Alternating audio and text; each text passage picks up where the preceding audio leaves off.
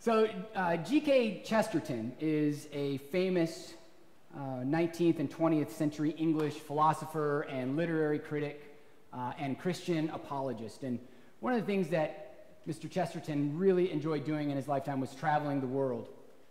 And one of his favorite places to travel and to visit was the United States. He came here a number of times, some on professional visits as well as just as a tourist, just to traveling from one coast to the other, from one border to the next. And he truly enjoyed, he particularly liked the South and he particularly liked the Midwest areas of our country. And in one of the visits that he came to the United States, a journalist asked him to describe the feeling that he had of America as he visited as a Brit, as an outsider to come and visit our country. And this is the quote that he came up with that described what America meant to him. He says, and I quote, "America has the soul of a church." Now, I have been an ordained professional minister in the ministry of Jesus Christ for 16, almost 17 years, and I have been an American for 42 years. So I feel like I can maybe think about what this quote means. America has the soul of a church, and maybe dissect and decipher what Mr. Chesterton was talking about. And I've been pondering this quote all week long, that America has the soul of a church. So what is it about America and church that they have in common and they compare and they contrast to one another? And one of the first things I came up with in which America might have the soul of a church is that both America and the church have sacred texts in which we go back to time and time again.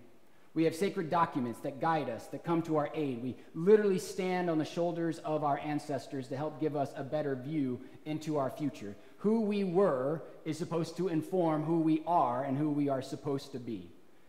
Secondly, the words church and America are incredibly evasive and vague concepts. It's incredibly difficult to define America and the church and bring it down to in a scope that people can actually have sort of an idea of what those two entities actually are. They have almost undefinable qualities to them. And there's about 45, 50 of us here on Sunday morning this morning, and if I asked you to do a one-word correlation between the word church and America, I probably would get 45, 50, 55 different answers depending on where you grew up, how old you are, what experiences you had with the church, whether you grew up Catholic or Protestant, whether you grew up evangelical or charismatic, whether you didn't grow up at church at all, and whether or not you've had horrible or amazing experiences within church. Same thing with America. It would be completely different if you're older, younger, went to college, went into the military, male, female, black, white, whether you grew up in the Northeast, Southern California, the Pacific Northwest, or the rural South. We all would have a different understanding of what America is. Another way in which America and the church, I feel, are similar to one another is we often fall into the idolatry of the past. We create golden ages for ourselves, and we look back to them with this veneer and this shine as if we could just get back to that golden age, everything would be great again. Except for the fact that if you just scratch off that veneer just a little bit and look at it with just some realistic eyes, you would realize that the golden age never really existed at all. That was just then, and this is now, and we're moving our way into the future. The one thing I love about the church and I love about our country is we are a place of second, third, fourth, fifth, sixth, seventh chances. The church and America are places in which you can redefine, renew, and reshape your life. You can be literally remade again and again and again in the grace of the church and in the principles of our country. And I feel like when we are at our best, that's something that America and the church have in common. And finally, I would say that the church and America share this in common, that the church are not these four walls, this ceiling and the steeple above us, just like America isn't defined by our borders of the Pacific and the Atlantic, Canada and Mexico, with the outliers of Alaska and Hawaii. But both the church and America are truly about people. The diverse, amazing, wonderful, beautiful people that make up both the church and America. That both in the church and America, it is made up of people who are our neighbors and our friends and our enemies, and sometimes that's all one person who is your friend, your neighbor, and your enemy all at the same time. So, according to Chesterton, America has the soul of a church. So, what is a soul? I believe that the soul is the undying aspect of goodness and righteousness in ourselves. It's not this fleshy stuff, but it's the stuff inside of us that cannot die and that lives on forever. And it is truly that aspect that connects us with the Holy Spirit and with God. And when we are good and we are righteous, our soul blossoms and blooms. And America and the church have a soul, just like we individually have a soul. And when we are right with our soul, when we get it right, both the church and America are beautiful. There may be nothing more beautiful in this world than when the soul of America and the church get things right. But when we get things wrong, there may not be two more destructive powers in all of this pale blue dot that is the third rock from the sun than the church and America. But God does not allow us as people, as God's children, does not allow us to wallow and to live into our baser and more harmful human tendencies and to let it go unchecked. God is an intrusive God. God is a God that intervenes. God is a God that breaks in from the cosmos into history and comes into our lives to give us a cosmic course correction when we have started going the wrong way and guide us back to where we ought to be. God does that in our individual lives by sending us angels and guardian angels, and God does that, I believe, as a people by sending us American judges. You might have a faith that God is a deist God, that is a divine clockmaker that created the universe and took a step back and a hands-off approach and just allowed it to go ahead. And that can be a good and vibrant and viable version of understanding God's ultimate reality. But if that is your thoughts, that is not a biblical thought. Because the God of the Bible is a relational God. And God has a keen interest in our individual soul as people, as persons, as well as our collective soul as nations. And we might hear shorthand that America is a Christian nation. I don't subscribe to that shorthand. But I definitely don't believe that God has any special interest in America, in and above any other nation in this world in terms of guiding our divine and national destiny. Because as the book of the Psalms tells us, God reigns over all nations. And God's work of justice and peace is done through the people.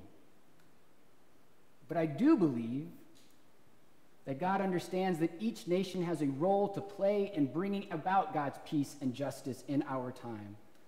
And if there is one book of the Bible which clearly illustrates how God is an interventionist God who takes a great deal of interest in helping and course-correcting a people, it is the book of Judges. The book of Judges, according to Christian thought, is a history. Our friends, our neighbors, our sisters and brothers of the Jewish tradition see the book of Judges as a prophetic book. And what it does is it tells the story of what happened after Moses had passed away, on the verge of entering into the Promised Land, handing the mantle of leadership over to Joshua, who led the march into Canaan, into the Promised Land. And then after Joshua had died, then each of the tribes of Israel kind of became this confederacy of different tribes, sometimes, as Jim said, relating well to each other and sometimes not relating well to each other. And the worst thing that the Hebrew children could do, individually and collectively, is fall into worshiping false gods. It's so important that people don't worship false gods that it is the first commandment. Thou shalt have no other gods before me. That's how important it is. It's number one. And they would consistently and constantly, in this confederation of tribes, fall out of faithfulness to the covenant of God. And so this cycle of redemption starts to occur. Everything's peachy keen and wonderful there in Canaan, in the Promised Land.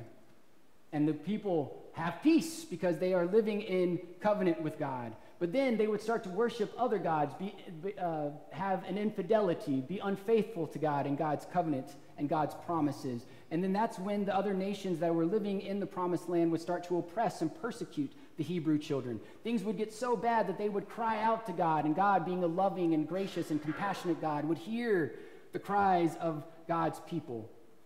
And then God would have them repent by raising up a judge who would show them the error of their ways, and then that judge would lead them to redemption and back into peace, and this cycle would go over and over and over and over again.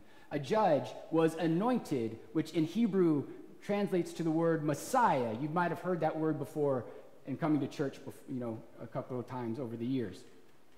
And God would raise up a judge to lead the people back into faithfulness and righteousness.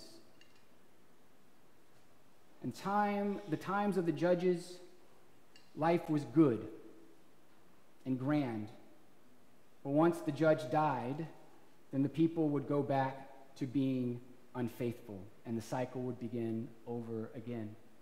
There are some famous judges, which you might have heard of before, like Deborah, who was the first Wonder Woman. She was a woman of peace who decided to go and lead an army so that her people could then live in peace. There's Samson, and if there's any story in the Bible which should have a parental advisory sticker on it, it is the story of Samson, because it is nothing but sex, drugs, betrayal, seduction, power, and violence. It was so good that it got the Cecil D. DeMille treatment. There's the sad one. There's probably no sadder story in the Bible than the story of Jephthah, a judge who did not trust that God was with him, so he made a vow saying, God, if you would deliver my enemies unto me, I will sacrifice the first thing I see as I come over this hill. And as he came over the hill, the first thing he saw was his 7-year-old daughter. And he goes through with the vow that he made with God. There's the moral imperative judge, Gideon, who shows us what it means to be a humble servant of God. How can I, just lowly me, actually carry out the purposes of God? And then Judges ends with the most brutal, violent metaphor ever that talks about how the moral decay of the people of Israel had fallen to the fact that God had to change God's plan and direction wholeheartedly, and we start to get into the time of Kings. When we are at our best, we like to say that we are a shining city on the hill. This image, this metaphor has come down to us through the ages, that God, who continues to act and break into history through kings and prophets and priests and poets, women and men, to lead God's people back, is then also through the fullness of time through Jesus Christ and the disciples and the apostles and Paul, and that through history, that God has continually brought up God's people to guide us into being our best selves and to be a faithful and righteous nation. And when America has been its best, we have had giants come before us to guide us. We know their names so well. Dr. King, Florence Nightingale, Rosa Parks, Cesar Chavez, Malcolm X, and others. The book of Judges talks about 6 major figures, but there are also, those are the names we know, Gideon and Jephthah and Samson and Deborah. But there are so many little judges in the book of Judges that only get a sentence or a paragraph at the most. And so in honor of our country's birthday and to talk about what it means to be an American judge, I wanted to raise up 3 other American judges that aren't one of the giants that have helped us become a more faithful and righteous nation, that really truly led us back into the consciousness of our best selves and our national ideals. The first one I would like to raise up to you is Elder John Leland. John Leland was raised in the Congregationalist Church, but he was baptized as a Baptist in 1774 in a Baptist church in Massachusetts, in Bellingham. And in 1775, he left Massachusetts and went down to the Commonwealth of Virginia to take a Baptist church. And then in 1788, he threw his support behind James Madison to be the delegate to the Congregational Congress because of James Madison's stance on religious freedom and liberty. He worked closely with Madison to be sort of a ghostwriter for the First Amendment. And when Madison went to the Congregational Congress, then Leland preached a powerful sermon from his pulpit in his church in Virginia, asking people to vote for this newly written Constitution. In that famous sermon, he wrote, "The notion of the Christian commonwealth must explode forever.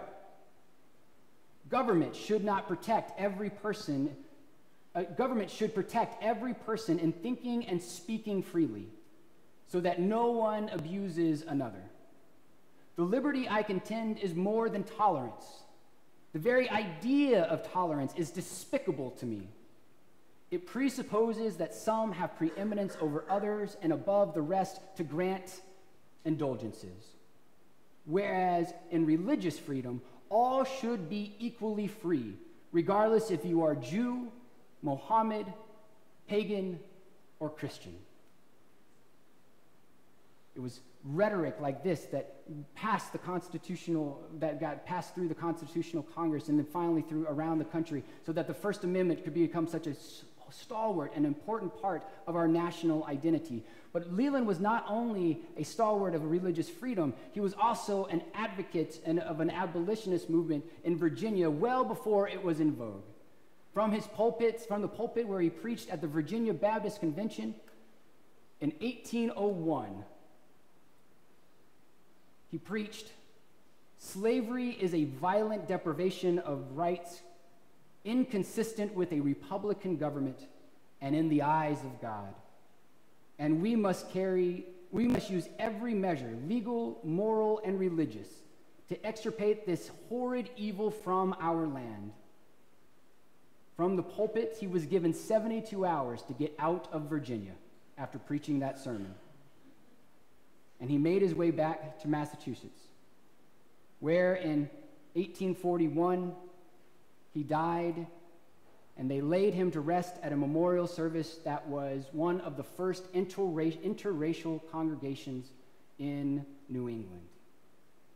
If you visit Leland's tombstone and his gravesite, his tombstone reads this: "Here lies the body of Elder John Leland, who labored to promote piety and vindicate the civil and religious rights of all men." Elder Leland was an American judge, raised up by God and anointed to bring us the ideas of religious freedom and the abolition of the institution of slavery. But unfortunately, on his tombstone where it reads, "Civil and religious rights of all men," he probably meant only men. That changed when God anointed and lifted up Jeannette Rankin as an American judge in 1909.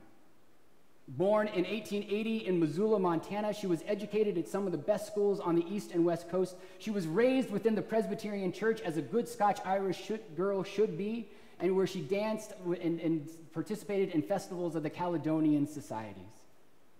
She often quoted scriptures of Jesus and of Paul when she began working in the women's suffrage movement, bringing enfranchisement and empowerment to women, as not only in the western part of the United States, but to all of the nation. And in 1909, she was elected to the Montana Senate Congress, where she worked to bring women's suffrage there to Montana in 1911, 7 years before it became universal suffrage in all of the land. From the stump of speeches out front of the Capitol in Helena, she would say, and doesn't this play well not only in 1911, but also in 2017, "The dysfunction and corruption in Washington, D.C. is a direct result of the lack of feminine participation." But in 1916, that all changed.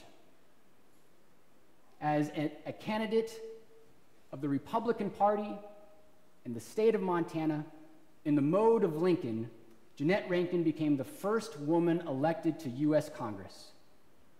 And 3 years later, she was co-author of the amendment that would later be ratified as the 19th. She liked to say that she was the only woman who voted to give women the right to vote. And it would not have happened without her leadership and her passion. But that did not stop just with women's suffrage. In 1940, she was reelected to the House of Representatives. And on December 8th, 1942, that day that will live in infamy, Jeannette Rankin was the only member of Congress to vote against entering into World War II. From the House floor, she gave an impassioned speech as she said, and I quote, "As a woman, I cannot go to war myself. And as a woman, I cannot ask another woman, a mother, to send her sons to war. I refuse to send anyone else if I can't go myself." She grounded her pacifism and her beliefs and her faith in the Prince of Peace, Jesus Christ. And when 20th century journalist Will White wrote about her, he said, and I quote, "Probably 100 men in Congress would have liked to have done what she did that day, but none of them had the courage to do it. But Lord, it was a brave thing she did. Bravery that is being discounted as folly. When in 100 years, sheer courage is celebrated in this country based on faithful moral righteousness, the name of Jeannette Rankin, who stood firm in the folly of her faith, will be written in monumental bronze." And in 1973, when God called the American judge Jeannette Rankin home, she was memorialized in bronze with a statue on the Capitol Hill in the Statutory Hall with an inscription that reads, "I cannot vote for war." In 1996, God anointed Kelly Peterson as an American judge.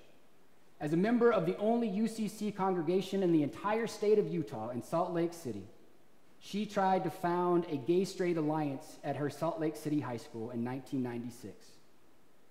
She was dating a young girl named Erin Weiser, and they decided that they probably needed a safe space for the other LGBTQ students to hang out and to call their own. So they looked at the school bylaws, and the 3 requirements to fill out to become a student group was you had to fill out the document, you would have 3 students, and you had to have a faculty advisor. They had all 3 of those things. And when they turned in the paperwork to the administrative office there in the high school, their application for an after-school activity group was denied. Parents heard about the Gay-Straight Alliance being started and flooded the principal's office with phone calls telling them not to allow this group to happen. So Kelly and Erin went to the school district, presented their evidence that they had followed all of the rules and there was nothing denying them the opportunity to start a Gay-Straight Alliance. But the school district denied them the opportunity to start a GSA. When they knew that they were about to take it to the Utah Supreme Court, parents lobbied legislators there in Utah to create a new law forbidding and canceling all extracurricular activities at all schools across the state, denying kids the opportunity of Glee Club, football, baseball, volleyball, band, theater, science club, French club, all so that this GSA that had 3 students could not get started. The ACLU came to Kelly and Erin's defense and started to work with her and fight for her in the courts. But Kelly and Erin went on the offensive themselves and had 3 high schools in Salt Lake City do a student walkout on one day in the spring where 978 students walked out during 5th period in support of this GSA at this school. They took it all the way to the Utah Supreme Court, and in 1997, the Utah Supreme Court, not the bastion of liberal progressive values, voted an affirmation of this GSA.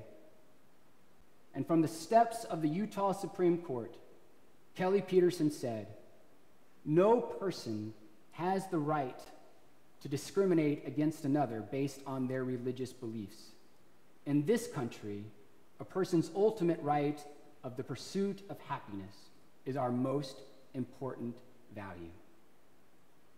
Kelly Peterson's legacy lives on in that Salt Lake City High School, as in this year, 20 years later, It crowned as its homecoming king a female-to-male transgender student, and Kelly Peterson was invited to be a chaperone at that high school's this year's prom.